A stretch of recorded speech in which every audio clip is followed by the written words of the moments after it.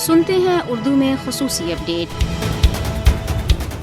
برطانیہ میں سکھوں کے آزاد وطن خالصتان کے سلسلے میں ہونے والے ریفرینڈم کے 5ویں مرحلے کے لیے تمام تیاریاں مکمل ہیں، جسے کل 5 دسمبر کو منعقد ہونا ہے۔ اس سے قبل منعقد ہونے والے 4 مرحلوں میں سکھوں کی بڑی تعداد نے ریفرینڈم میں حصہ لیا۔ ریفرینڈم کا پہلا مرحلہ 31 اکتوبر کو لندن میں شروع ہوا تھا، جس میں 30,000 سے زائد سکھ شامل ہوئے، جبکہ 7 نومبر کو دوسرے مرحلے میں 10,000 سے زائد سکھوں نے حصہ لیا۔ تیسرا مرحلہ 14 نومبر کو برمنگھم اور باکنگ میں منعقد ہوا۔ ریفرینڈم کا چوتھا مرحلہ 21 نومبر کو برطانیہ کے علاقوں لیسٹر، کوونٹری اور ڈربی میں منعقد ہوا، جبکہ ریفرینڈم کا اگلا مرحلہ 10 دسمبر کو جنوا میں منعقد کیا جائے گا۔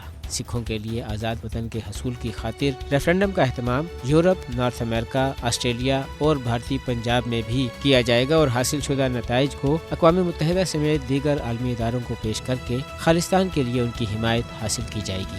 خالصتان کے حوالے سے ہونے والے ریفرینڈم نے بھارتی حکومت کو بوکھلاہٹ کا شکار کر دیا ہے اور وہ اس میں حصہ لینے والے سکھوں کو تادیبی کارروائیوں کی دھمکیاں دے رہی ہے تاکہ انہیں اپنے حقوق کی واگزاری کی جدوجہد سے باز رکھا جا سکے۔ خالصتان کے لیے ریفرینڈم کا انعقاد اقوام متحدہ کے چارٹر اور بین الاقوامی قوانین کے عین مطابق ہے، اسی لیے بھارتی حکومت اسے روکنے کے لیے تگ و دو کر رہی ہے۔ خالصتان کا قیام سکھوں کا خواب ہے، جس کی تکمیل کے لیے دنیا بھر کے سکھ متحرک ہیں اور جس میں سکھس فار جسٹس نامی تنظیم پیش ہے۔